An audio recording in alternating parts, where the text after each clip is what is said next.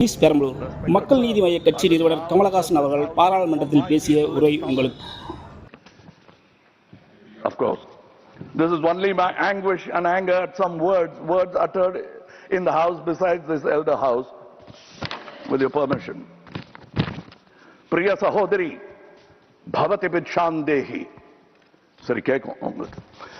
பிரிய சகோதரி பவதி பிக்ஷாந்தேகி என்று தெலுங்கில் இசைவாடி வந்த அந்த மாமனிதர் இசைமேதை தியாகராஜன். அவர் பிக்ஷா பாத்திரத்திலிருந்து எடுத்த சில்லறைகள் நவீன காலத்திற்கு உதவாது என்று தெரிந்தவர்கள் நீங்கள் வெள்ளைக்கார கல்வி கற்றது கண்டிப்பாய் கற்பூர புத்திதான். அது காற்றோடு போய் பல ஆண்டுகளாகிவிட்டன. அதன் பிறகு உங்கள் பிச்சை பாத்திரம் உருமாற்றப்பட்டது. பிச்சை குவளை பெரும் உண்டியலானது. அந்த உண்டியலை உடைத்து நிதி திரட்ட உதவுவோர் இன்று தமிழரை பார்த்து என்ன சொல்லுகிறீர்கள்? தமிழ் பிச்சை எடுக்க கூட உதவாதா? ஓரளவு உண்மைதான். ஒரு தெற்கத்தி அறிவுரை தங்காய், தமக்கென உங்கள் நிதியை திரட்ட ஆங்கிலத்தில் இந்தியில் பிச்சை எடுக்கலாமே. தமிழ் பிச்சை எடுக்க உதவாது, திருடவும் உதவாது.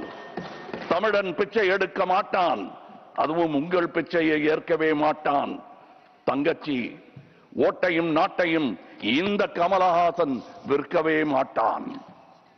உங்கள் சாபங்களில் எங்களுக்கு நம்பிக்கை இல்லை. Please conclude. உங்களுக்கு இருக்கக்கூடும் என்ற நம்பிக்கையில் நீங்கள் உணர என் திட்டத்தை சாபமாய் போடுகிறேன். கருணையுடன் நீங்களே ஏற்பீர். உங்கள் இஷ்ட தெய்வங்களை வேண்டிக் கொள்ளுங்கள். பகுத்தறிந்த தமிழ்ச்சித்தன் கூற்று இது. வினை உம்மை சுடுக, என்றும் எங்கள் நாடு நீடூழி வாழும். வினை உம்மை சுடுக, ஓட்டப்பம் வீட்டை சுடுக. வந்தீர் வென்றீர் செல்வீர். இது உலக நியதி, அரசியல் நியதியும் கூட. வீழ்க வளமுடன், தமிழ் என்றும் வாழும் நலமுடன். வணக்கம் அவை வந்தடைந்த தலைவர் கூட்டத்திற்கு. சென்றும் வருவேன், நாளை எமதே. உங்கள் கமல்ஹாசன். ஜெய் ஹிந்த்.